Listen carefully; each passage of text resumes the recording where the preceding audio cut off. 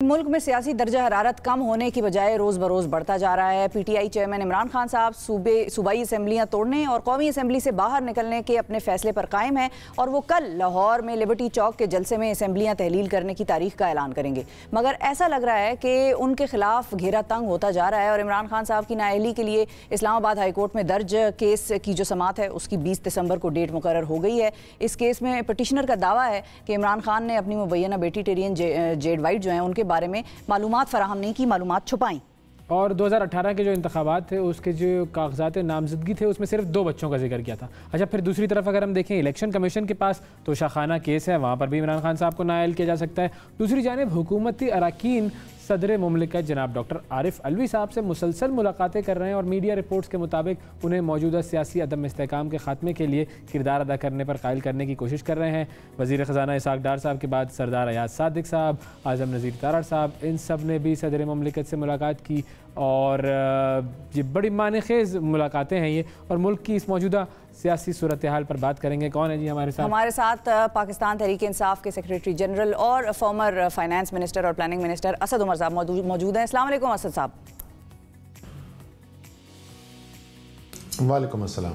Thank you sir, बहुत शुक्रिया आपने प्रोग्राम के लिए वक्त निकाला। अब अगर हम इन्हीं 2 मामलात के ऊपर ज़रा फोकस रखते हुए पहले मामले की तरफ आएँ, असेंबलियाँ तहलील करने के लिए कल ऐलान करेंगे खान साहब, तो कल जो है वो कोई तारीख़ अनाउंस की जाएगी कि इस तारीख़ को असेंबलियाँ डिज़ोल्व कर दी जाएंगी, या अब फिर आगे का कोई लाया अमल देंगे जो कि आप सब लोगों के लिए भी सरप्राइज़ होगा? नहीं, तारीख का ऐलान करेंगे और दिसंबर की ही तारीख होगी, इसी महीने की तारीख होगी। अच्छा, और प्लान जो है कि दोनों इकट्ठी डिज़ोल्व करेंगे या अलग अलग करेंगे?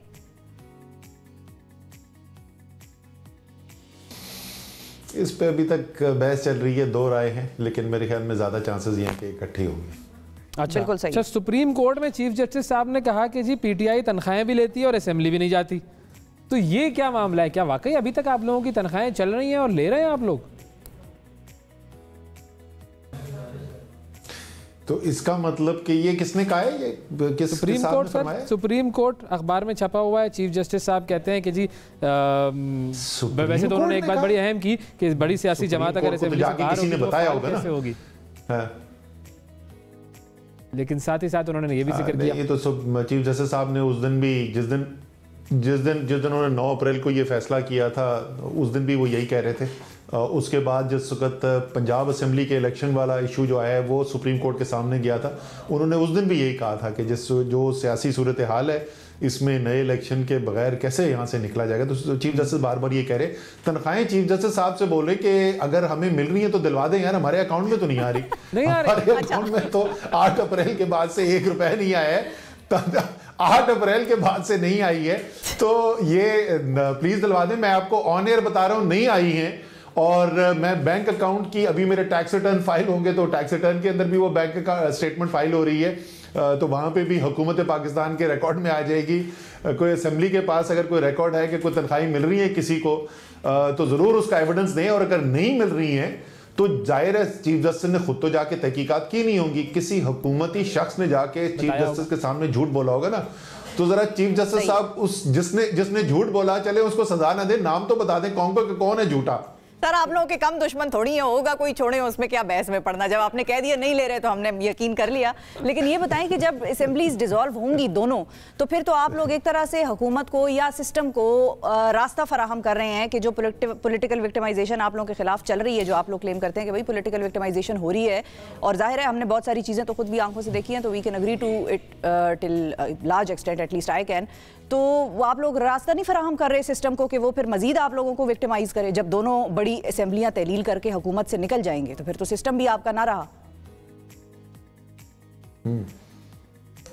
अच्छा, वो हमारी जुबान में कहा जाता है इस तरह तो होता है इस तरह के कामों से। अगर आप एक सिस्टम जो इस वक्त जिसकी बुनियाद एक वाज़े बैरूनी मुदाखलत में जानबूझ के हमेशा कौमी सलामती कमेटी का जो ऐलानिया था ना उसके अल्फाज इस्तेमाल करता हूँ, वाज़े बैरूनी मुदाखलत से लाया गया निज़ाम, ज़मीरों की मंडी लगाकर बनाया हुआ निज़ाम, अवाम के ऊपर तारीख की सबसे ज़्यादा महंगाई नाजिल करने वाला निज़ाम, आवाम को लाखों की तादाद में बेरोजगार करने वाला निज़ाम, अगर आप इससे लड़ना चाहते हैं, अगर आप चाहते हैं कि पाकिस्तान जो 70 साल से जो पाकिस्तान के हालात हैं, जो गुलामी की ज़िंदगी गुजार रहा है, वहाँ से पाकिस्तान निकले और हकीकी आज़ादी की तरफ जाए, तो फिर आपके पास आसान रास्ता कोई नहीं है कि बड़ी अच्छे तरीके से हम बैठे रहेंगे और हमारी ज़िंदगी जो है वो फर्स्ट क्लास चलती रहेगी। फिर तो जैसे असद उमर के ऊपर 17 पर्चे कटे हुए हैं, जिस तरीके से दहशतगर्दी की अदालत में जाके बेलें ले रहे हैं, जिस तरीके से तौहीन अदालत, तौहीन इलेक्शन कमीशन, आर्टिकल 6 की प्रोसीडिंग, FIA की इंक्वायरी, साइफर केस के अंदर ये भुगतना पड़ेगा। और अगर आप ये करने को तैयार नहीं है तो ये मुझे यकीन है कि इस मुल्क में तब्दीली भी नहीं आ सकती। सही। अच्छा, अब ये जो असेंबलियाँ तहलील करने का मामला है, इसमें परवेज़ इलाही साहब की रिजर्वेशन सामने आ रही थी, ये तमाम लोग यही बात कर रहे थे बशमूल आपकी पार्टी के लोगों के, और अब क्या उनको राज़ी कर लिया गया है मुकम्मल तौर पर? और वो जो असेंबली तहलील के बदले में वो 10 कौमी असेंबली के हल्के मांग रहे थे, वो बात उनसे फिर तय हो गई है? देखिए, 2 बातें कही हैं चौधरी साहब ने। एक बात उन्होंने ये कही है कि फैसला इमरान खान का है, और आपको पता है कि वो तो दस्तखत करके डिसोल्यूशन का ऑर्डर, तहलील करने का ऑर्डर जो है इमरान खान को दे चुके हैं। तो इमरान खान का फैसला है और वो आज भी इस बात पे कायम है कि फैसला इमरान खान का है। वो अपनी ज़ाती राय ये देते हैं कि ये तहलील करना हमें 3-4 महीने के बाद करना चाहिए। उनकी राय है, उनको हक बनता है ये राय रखने का। जहाँ तक मुस्तकबिल के इलेक्शन का ताल्लुक है, वो हमारे इत्तेहादी हैं, हमारे साथ खड़े हुए हैं, मुश्किल वक्त में हमारे साथ रहे हैं और आइंदा भी साथ मिल के काम करना है। तो ज़ाहिर है कोई सीट एडजस्टमेंट वाला भी की जाएगी। कल भी हम लोगों की मीटिंग हुई, इमरान खान साहब ने चेयर की वो मीटिंग, मुनीस इलाही उस मीटिंग के अंदर आए हुए थे और इन्हीं तमाम चीज़ों के ऊपर बातचीत हुई है। और ख़ास तौर पे ये वाला कि मुस्तकबिल का जो लाएअमल है और उसमें सीट एडजस्टमेंट वाला कैसे करनी है, उसके ऊपर भी फैसला हुआ कि अगले चंद दिनों के अंदर उसके ऊपर भी एक हतमी जो है वो शक्ल दे दी जाएगी उसको। अच्छा। सही है। और क्योंकि सीट एडजस्टमेंट की आपने बात की है कि हो सकती है, तो क्या मिनिस्ट्रीज या कोई अहम ओहदों की एडजस्टमेंट भी ज़ेर गौर आ सकती है बाद में? क्योंकि चौधरी साहब पहले भी ज़रा इस बात पे थोड़ा सा थे कि भाई बुज़दार साहब को CM बना दिया और वो खुद भी ज़ाहिर है उम्मीदवार तो थे, और फिर अब चूंकि वो CM हैं, लेकिन लोग ये कह रहे हैं कि अगला CM जो है वो PTI की पार्टी से होगा, तो फिर ये फैसला कैसे होगा? मतलब गिव एंड टेक होती है हर जमात के दरमियान, और उनका भी फ़ायदा उन्होंने अपना देखना है, आप लोगों ने भी अपने फ़ायदे देखने, तो विन विन सिचुएशन में फिर कोई है चांस कि चौधरी साहब दोबारा भी CM बन सकें? देखिए, ये मेरे ख्याल में ये डिस्कशन जो है ये तो कबल अज़ वक्त डिस्कशन है। तो इलेक्शन के जब रिजल्ट्स आएंगे, इलेक्शन के रिजल्ट सामने रख के उसके मुताबिक फैसला किया जाएगा। अभी तो ये डिस्कशन कबल अज़ वक्त है। ठीक है। अच्छा, अब जो डिस्कशन हो रही है सदर मुमलिकत की मुख्तलिफ हुकूमती वज़रा से, वो क्या कह रहे हैं? हुकूमत क्या कह रही है कि इमरान खान साहब को समझाओ कि नहीं भाई ये मामला ना करें? क्या उनकी डिमांड्स हैं, हुकूमत की क्या रिक्वेस्ट है, और आप लोगों का क्या रिस्पॉन्स है, और सदर मुमलिकत साहब का क्या इसमें मौक़िफ़ है? तो फिलहाल तो अभी तक तो जितना कुछ हुआ है, तो सदर मुमलिकत का उन्होंने टाइम ही बर्बाद किया है। कोई मानी खेज बात तो हुई नहीं है अभी तक। उनकी तो ख्वाहिश जो है वो बड़ी सादा सी है, मासूमाना ख्वाहिश है। वो चाहते हैं कि मुल्क के अंदर जमहूरियत हो, लेकिन अवाम ना फैसला करें कि किसको इक़्तिदार देना है और किसको नहीं देना। किसी ने कोई ना कोई तरीका को ढूंढा जाए जिससे इलेक्शन से भागा जाए। हर इलेक्शन से भागने की उन्होंने कोशिश की है। जो बाई इलेक्शन अनाउंस हुए थे MNAs के, वो 25 सितंबर को होने थे, उससे भाग गए थे। उसके बाद बहालत मजबूरी उनको वो इलेक्शन करवाना पड़ा। 25 सितंबर को हुए थे, उससे पहले जो होने थे उन्होंने पोस्टपोन कर दिए थे। कराची के और हैदराबाद के लोकल गवर्नमेंट के इलेक्शन जो हैं, बल्दियाती इंतखाबात 2 दफ़ा उसको मुलतवी करा चुके हैं। इसी तरीके से पहले इस्लामाबाद का मुलतवी करवा दिया था। प्रोविंशियल इलेक्शन से वो भाग रहे हैं, जनरल इलेक्शन से वो भाग रहे हैं। तो सदर साहब क्या उनकी मदद कर सकते हैं? जो सियासतदान अवाम के पास जाने को ना तैयार है, तो उसकी कोई क्या मदद कर सकता है? लेकिन फिर ऐसा निजाम जो है वक्त पे करवा लें। नहीं, वो वक्त पे करवा लें तो हम करवा रहे हैं ना। वक्त पे इतनी परेशानी क्यों है? वो क्यों राना सनाउल्लाह बयान दे रहे थे कि हर हरबा इस्तेमाल करेंगे कि हम पंजाब असेंबली ना तहलील हो सके। हमारी ये तो इस्तेकाक जो है वो चीफ मिनिस्टर का है। अगर चीफ मिनिस्टर कहते हैं तहलील करनी है तो तहलील करनी है, तो फिर उससे क्यों डर रहे हैं, उससे क्यों भाग रहे हैं? देखिए, क्यों नहीं हम करवाना चाहते, क्यों नहीं इंतजार करना चाहते आप? और मैं कोई नई बात नहीं कर रहा हूं, मैं ऑन एयर आपसे ये बोल रहा हूं कि अप्रैल 2022 से मेरा कोई टेलीविजन इंटरव्यू उठा के देख लें, जहां पर भी इस इशू के ऊपर बात हुई है, मैंने हमेशा 2 बातें कही हैं आप अगर मुझसे सेक्रेटरी जनरल तहरीक-ए-इंसाफ के तौर पर मुझसे पूछ रहे हैं, मेरे इंटरेस्ट में है कि ये इंपोर्टेड हुकूमत जो है ये चले और 2-4 महीने और चले। जितनी चलेगी उतना इनका सियासी नुकसान होता जाएगा, उतना सियासी ग्राफ तहरीक-ए-इंसाफ का, इमरान खान का ऊपर जाता जाएगा। और पिछले 8 माह ने साबित किया है कि ये मेरी पेशेंटगोई दुरुस्त साबित हुई। बदकिस्मती से जो दूसरी बात मैं बोलता रहा हूं वो पेशेंटगोई भी दुरुस्त साबित हुई। मुल्क का नुकसान होगा। आज पाकिस्तान की मईशत जिस जगह पर आके खड़ी हुई है, ये पाकिस्तान ने अपनी तारीख में कभी नहीं देखा। और मैं आपको बता रहा हूं कि हम पहले कहते थे ना कि ये अगर ज्यादा देर चलते रहेंगे तो हो सकता है कि ऐसी जगह पर आ जाए जहां से किसी का भी निकालना मुश्किल हो जाए। ये तकरीबन हम वहां पर हमें पहुंचा चुके हैं। जैसे जैसे टाइम गुजरता जा रहा है, पाकिस्तान की मईशत दलदल के अंदर मजीद धंसती चली जा रही है। मुझे कोई सियासी नुकसान नहीं है, मेरे तो फायदा ये 3 महीने और करें हुकूमत, मुल्क का बेड़ा गर्क हो रहा है। लेकिन और ये बात मान नहीं जा सकती है जब आप कहते हैं ना कि आपका फायदा है और आप लोगों को कोई ज़रूरत नहीं है इलेक्शन कराने की, पॉपुलैरिटी में इजाफा हुआ बहुत ज़्यादा आज तक हमने देखा, तो आप लोगों का फिर प्लान क्या है? क्योंकि ये ऐसी जगह पर अगर ले आए हैं जहाँ पर हर चीज़ की कीमतें ऑलमोस्ट डबल हो गई हैं, तो फिर आप लोग आकर कैसे इसको यहाँ से निकालेंगे? फिर तो आप लोगों का दोबारा नुकसान शुरू हो जाएगा जब आप लोग गवर्नमेंट में आएंगे। देखिए, ये तो बिल्कुल एक बहुत बड़ी जिम्मेदारी होगी अगली हुकूमत जब आती है, और जितनी देर होती जाएगी उतना ज़्यादा बड़ा वो चैलेंज बढ़ता चला जाएगा। पहली दफ़ा नहीं, इमरान खान जो हैं वो पहले भी ये चैलेंज फेस कर चुके हैं। 2018 में भी जब हुकूमत आई थी तो बदतरीन बैरूनी बहरान था, उससे हालात अब ज़्यादा मज़ीद ज़्यादा ख़राब हो गए। तो आसान नहीं होगा, फौरी इसका कोई हल नहीं निकलेगा, लेकिन एक हुकूमत जो है जो फोकस्ड हो कि उसने आवाम की ज़िंदगी की बेहतर करने के लिए फ़ैसले करने हैं, मुश्किल फ़ैसले भी करने को तैयार हो, लेकिन आवाम को की तकलीफ़ को सामने रखते हुए फ़ैसले करने वाले हो, तो इससे आहिस्ता आहिस्ता आहिस्ता बेहतरी की तरफ जाया जा सकता है, जैसे हम पहले भी कर चुके हैं। यहाँ पे तो प्रॉब्लम ये है ना कि हुकूमत कर क्या रही है। 2 वजह हैं जो ये खराबी पैदा हो रही है। एक वजह उसकी बुनियादी तो ये बनी है कि ये हुकूमत आई, खुद इनको नहीं पता था कि ये 2 महीने के बाद होंगे या नहीं होंगे। सारी इनकी जो इस वक्त कंसंट्रेशन, सारा फोकस हुकूमत का जो टाइम लग रहा है वो 2 चीजों पे लग रहा है। अपने करप्शन के केसेस कैसे माफ करवाने जिसमें इंतहाई कामयाब रहे हैं, और दूसरा इमरान खान को किसी तरीके से कैसे काबू करना है। सियासी तौर पे तो उनके वो काबू आ नहीं रहे, तो अब वो जो है गैर सियासी तरीके से किस तरीके से इनको काबू करना है। सारी फोकस ये कौन सा झूठा मुकदमा बनाना है, पर्चे कैसे कटवाने, डिस्क्वालिफिकेशन कैसे करवानी है, जेल में किसको डलवाना है, तो वो तो अमूरे हुकूमत जो है उसकी तरफ तो कोई नजर ही नहीं है। सो वो जो तबाही आ रही है। और दूसरी चीज ये कि जिस वक्त कारोबारी तबके से भी अगर आप बात करेंगे, जब एक गैर यकीनी की फजा हो, जब किसी को ये ना पता हो कि अगले महीने, अभी कोई 100% गारंटी से ये बता सकता है अगले महीने सूबाई हुकूमतें होंगी या नहीं होंगी, वफाकी हुकूमत होगी या नहीं होगी, इतनी गैर यकीनी की सूरत हाल के अंदर आप मुझे भी बिठा दे तो मैं भी बेहतरी नहीं कर सकता।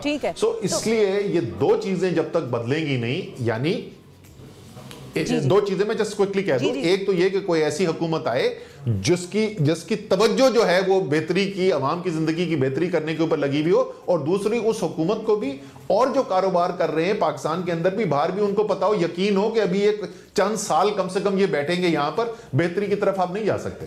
सही है। असद साहब, एक चीज़ जो आपसे मैं बतौर फाइनेंस एक्सपर्ट या जो शख्स फाइनेंस को समझता है, मिनिस्ट्री में भी रहा है, बतौर उसके मैं आपसे पूछना चाह रही हूँ और समझना चाह रही हूँ कि जब हम आज पाकिस्तान में देख रहे हैं कि एलसीयाँ नहीं खुल रही हैं, मुर्गी का बोरान, सोयाबीन का सारा प्रॉब्लम, टेक्सटाइल की सनत जो है वो बंद हो गई, वो कहते हैं हम इंपोर्ट नहीं कर सकते तो कोई चीज़ प्रोड्यूस नहीं हो सकती, जब प्रोड्यूस नहीं हो सकती तो हम एक्सपोर्ट भी नहीं कर सकते। तो ये जितनी गहरी सूरत हाल है इस वक्त हमारी मईशत की, और जब हम ये कहते हैं कि डिफ़ॉल्ट टेक्निकली कर गए हैं क्योंकि हम बाहर वालों को पेमेंट्स नहीं कर सक रहे, तो क्या वो बाहर वालों को पेमेंट्स ना करना ज़्यादा खतरनाक बात है, या जो हमारे अंदर अपने मुल्क के हालात हैं कि इंपोर्ट नहीं हो सकती, एक्सपोर्ट नहीं हो सकती, प्रोडक्शन नहीं हो सकती, वेल्थ जनरेशन नहीं हो सकती, ये चीज़ ज़्यादा खतरनाक है?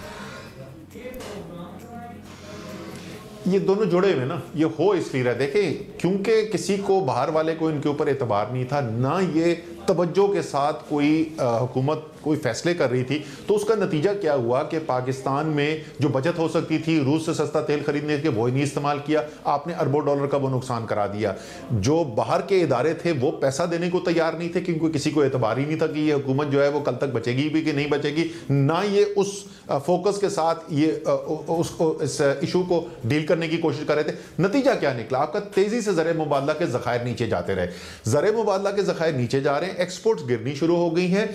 आप आपने आर्टिफिशियली कहा कि मैं किस तरीके से डिफॉल्ट को कंट्रोल करूं कि मैं पैसा बाहर जाने ही नहीं दूंगा। कैसे नहीं जाने दूंगा? मैं एलसीए खोलनी बंद कर दूंगा, सोयाबीन बाहर पड़ा पड़ा सड़ जाएगा, मैं उसको नहीं मुल्क के अंदर आने दूंगा, खाने पीने की अशिया की शिप बाहर लगी हुई होगी, मैं उसको पाकिस्तान में नहीं आने दूंगा। तो मैं निचोड़ दूंगा मईशत को ताकि पैसा बाहर ना जा सके। नतीजा क्या निकला? लोगों को जिनको जरूरत थी पैसे की बाहर ले जाने की और जो बाहर से पैसा अंदर आ रहा था, दो अलग मार्केट खुल गई। और इस वक्त इंटरबैंक मार्केट और जो ओपन मार्केट है उसका इतना बड़ा फर्क हो गया है कि उसकी वजह से लोग ऑफिशियल जरिए से पैसा नहीं भेज रहे, तरसीलाते ज़र गिरती चली जा रही हैं। नवंबर इस साल जो गुजरा है 14% कम है पिछले साल से, और 4 माह से 73 से कमी हो रही है। इसी तरीके से एक्सपोर्ट 4 महीने से गिरती चली जा रही है। तो मईशत जो है वो मुंजमद होती चली जा रही है। आपके जो ज़राए आमदनी है वो कम होते चले जा रहे हैं, अखराजात वहीं के वहीं खड़े हुए हैं, तो तबाही तो होनी है ना। बिल्कुल ठीक है। अच्छा, अब ज़रा हम आते हैं नाअहली वाले मामले पर। केसेस चल रहे हैं, टेरियान वाइट वाला केस भी है, फिर तोशाखाना वाला केस भी है।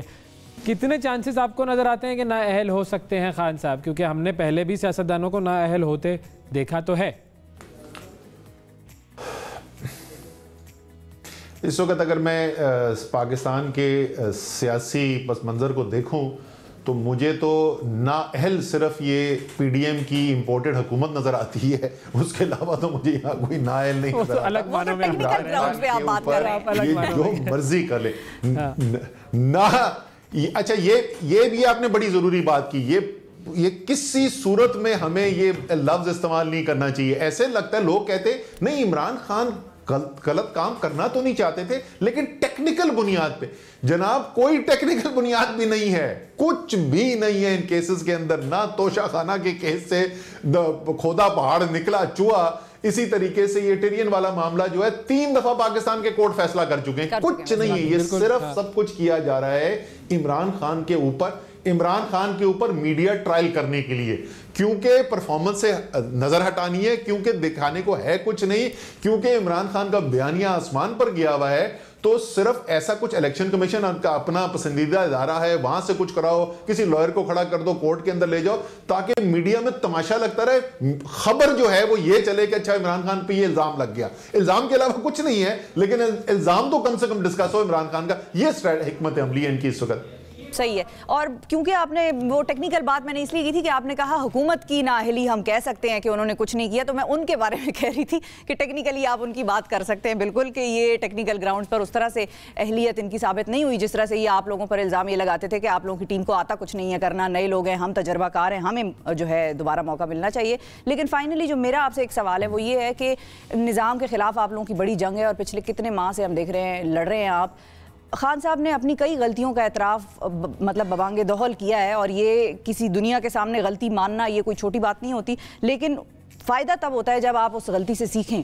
तो जो खान साहब ने गलतियाँ गिनवाई हैं अपनी कि मुझसे ये गलती हुई है, वो गलती हुई, एक्सटेंशन का मामला था, मुख्तलिफ था, क्या इस किस्म की गलतियाँ दोबारा नज़रिए ज़रूरत के तहत तो नहीं की जाएंगी फिर? जहाँ तक मैं इस वक्त इमरान खान का जहन देख रहा हूँ, ज़ाहिर है मैं बहुत करीबी जाविये से देखता हूँ उनकी सोच इस वक्त कहाँ पर खड़ी हुई है। मेरे ख्याल में उनकी बहुत क्लैरिटी है इस मामले के अंदर, और किस तरीके से पाकिस्तान को, पाकिस्तान के सियासी निज़ाम को, पाकिस्तान की गवर्नेंस के निज़ाम को हमने बेहतरी की तरफ लेकर जाना है, उसके अंदर बहुत क्लैरिटी है। ये तो ज़ाहिर है इंसान है, हम सब इंसान है, खान साहब भी इंसान है, ये तो नहीं कोई दावा कर सकता कि आइंदा कोई गलती नहीं करेंगे। लेकिन क्या जो गलतियां की उनसे उन्होंने सबक सीखा, और इसलिए उनके जो आगे के फैसले होंगे वो मुख्तलिफ होंगे। मेरे ख्याल में इसको काफ़ी यकीन से बात की जा सकती है कि इंशाल्लाह ऐसा ही होगा। और वो जो आप लोगों के रिफॉर्मिस्ट्स का एजेंडा था कि हमने ये भी रिफॉर्म करना है, वो भी रिफॉर्म करना है, ये, और उसमें से भी जाहिर है कुछ चीज़ें हो सकी और कुछ फिर नहीं हो सकी, तो आपको क्या लगता है बतौर पार्टी मेंबर या मतलब मिनिस्टर, नेक्स्ट मिनिस्टर जो भी आपको पोर्टफोलियो मिले, कि ये रिफॉर्म कराना, वो तो जाहिर मिलेगा, मतलब वो तो उसमें कोई शक नहीं है, लेकिन ये है कि वो फैसला क्या आपको लगता है करना चाहिए कि पहले रिफॉर्म्स के एजेंडा पे ये इदारा या ये इंस्टीट्यूशन हमारा होना चाहिए, चाहे वो जुडिशरी हो या ये हो, ताकि कम से कम लोगों को उससे फ़ायदा हो और आइंदा पॉलिटिकल विक्टिमाइजेशन ना हो। मुझे तो ऐसा लगता है कि जुडिशरी होनी चाहिए, लेकिन आपका क्या मानना है? अच्छा, पहली बात तो पता नहीं मैंने आपका क्या बिगाड़ा है जो आप मुझे बददुआएं दे रही हैं कि दोबारा मिनिस्टर बनेगा। जहाँ तक मैंने आपको बचाने की कोशिश की, मैंने कहा भाई ये तय हुआ या नहीं हुआ। रिफॉर्म्स के ऊपर बिल्कुल आप बिल्कुल ये वो आज पता चल गया ना कि कौन खैर खा है और कौन नहीं। अच्छा, तो हमने रिफॉर्म्स के ऊपर बिल्कुल कुछ रिफॉर्म्स ऐसी थी जिसके ऊपर बहुत पेशरफ्त हुई और बड़ा फ़ख्र है हमें वो जो काम किए गए। मेरे ख्याल में सोशल प्रोटेक्शन का जो हमने काम किया वो पाकिस्तान की तारीख में पहले ऐसा नहीं हुआ था। जो समाजी वेलफेयर के लिए इनिशिएटिव्स लिए गए, जिस मरबूत तरीके से लिए गए, हेल्थ के निज़ाम के अंदर, सेहत के निज़ाम के अंदर बहुत बुनियादी रिफॉर्म्स की गई। इसी तरीके से तालीम के अंदर सिंगल नेशनल करिकुलम की शक्ल के अंदर बुनियादी रिफॉर्म्स की गई, मईशत के अंदर रिफॉर्म्स की गई बहुत सारी। लेकिन बहुत सारे ऐसे काम हैं जो मज़ीद करना ज़रूरी है। और अगर आप मुझसे पूछें, और मेरे ख्याल में बड़ी तादाद में पीटीआई की सीनियर लीडरशिप से अगर आप बात करेंगे तो नंबर 1 जो है वो जुडिशल रिफॉर्म्स है और वहाँ पर बहुत मज़ीद काम करने की ज़रूरत है। पिछली दफ़ा भी खान साहब ने बतौर वज़ीर आज़म बहुत इसके ऊपर ज़ोर दिया, बड़ी इसके ऊपर फोकस रखा, लेकिन नई डिलीवरी हो सकी लॉ मिनिस्ट्री से जो चाहते थे। दूसरा जो है इलेक्टोरल रिफॉर्म जो कर दिया था और उसको रिवर्स कर दिया गया है, यानी जो ओवरसीज़ वोटर्स हैं उनको वोट का हक दिलवाना, इलेक्ट्रॉनिक वोटिंग मशीन्स का इस्तेमाल करना ताकि धांधली कम हो सके। सो ये दूसरा एक पहलू होगा जो मेरे ख्याल में बहुत अहम होगा हमारे आगे के रिफॉर्म्स के लिए। उसके अलावा और जाहिर है हर फील्ड्स के अंदर हमेशा ज़रूरत होती है कि बेहतर से बेहतर की तरफ जाया जाए और रिफॉर्म्स किए जाए। बहुत शुक्रिया अदा करेंगे। असद उमर साहब हमारे साथ मौजूद थे।